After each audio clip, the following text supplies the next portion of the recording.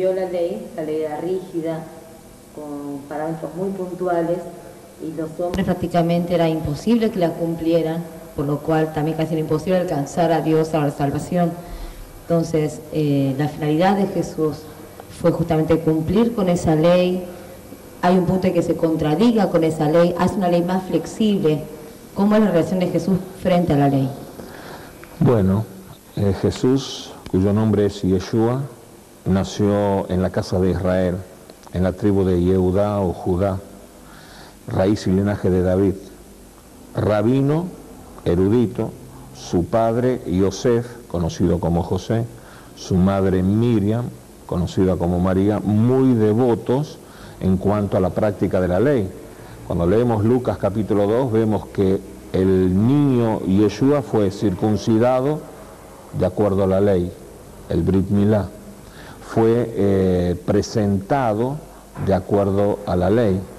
Inclusive iban a Jerusalén para las Pascuas de acuerdo a la ley. Así que el ambiente en donde creció Jesús era respeto, celo, amor y devoción por la ley, por la palabra de Dios y su práctica.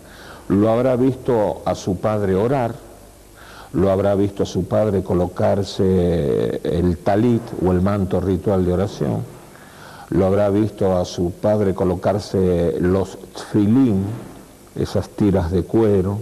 Se escucha. Me decía justamente que... Lo habrá visto a su padre hacer los rituales de la liturgia. En ese ambiente creció Jesús. Jesús no fue una escuelita dominical, fue una yeshiva de la sinagoga local, donde aprendió las escrituras. Y lo vemos en Lucas capítulo 2, cuando se pierde en Jerusalén, lo buscan sus padres. ¿Dónde estaba? Allí con los eruditos en el templo de Jerusalén, conversando sobre las escrituras. Así que entendemos que no solamente le decían rabí a Jesús porque lo aparentaba, sino porque lo era.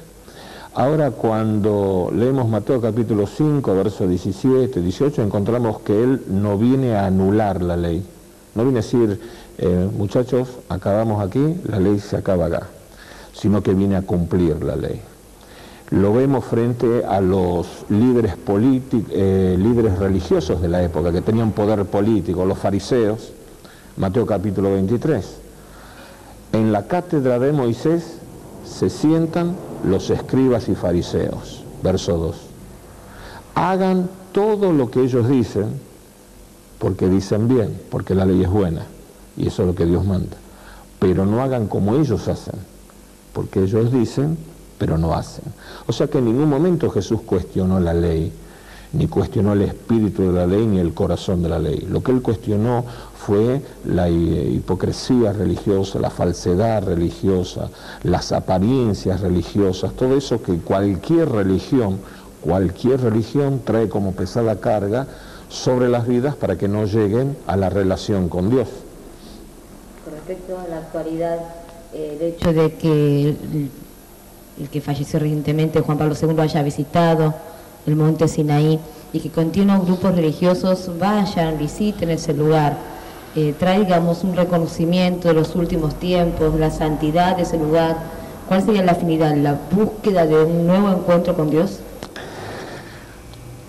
Si nosotros nos ponemos a pensar, somos seres esencialmente espirituales, nacidos por amor y para amar.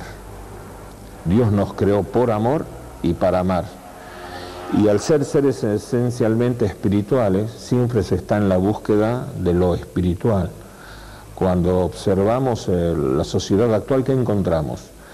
Encontramos doctrinas, religiones, sectas, cultos, ideologías, teología, siempre el ser humano buscando la espiritualidad. Así que hay una búsqueda tremenda de la espiritualidad en estos tiempos. El problema es cuál es el camino y cuál es la ruta a seguir hacia esa espiritualidad. La Biblia nos enseña que hay un solo camino. Tiene nombre, se llama Yeshua, se llama Jesús. Esa es lo que nos enseña la palabra de Dios. Ahora, el monte en sí, el lugar, emana mucho de espiritual.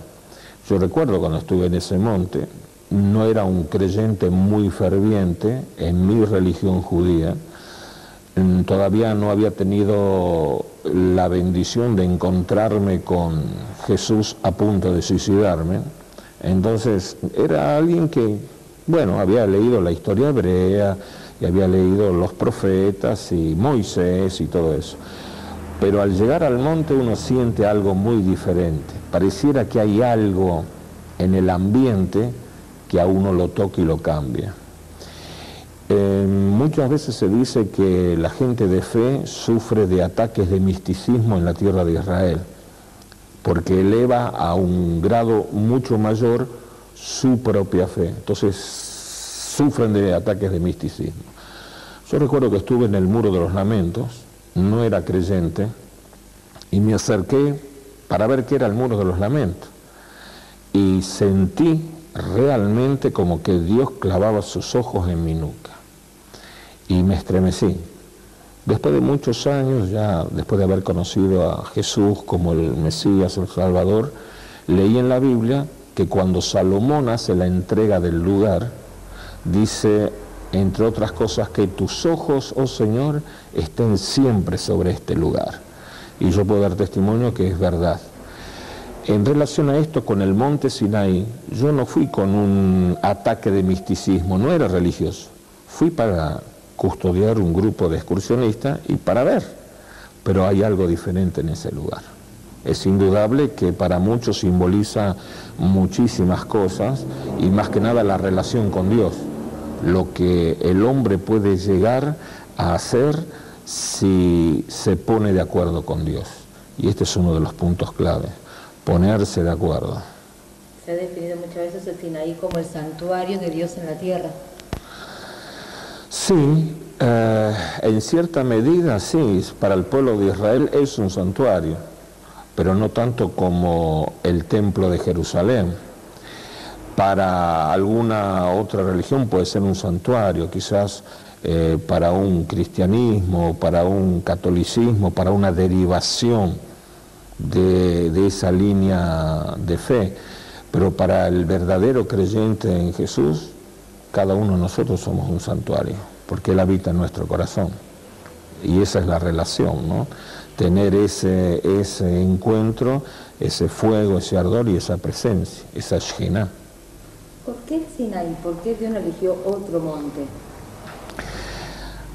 Bueno, acá puedo entrar en algo que va a ser muy discutible, pero cuando Dios hace la creación, forma un querubín. Esto está en Ezequiel capítulo 28, verso 12 en adelante. Un querubín para cuidar la creación.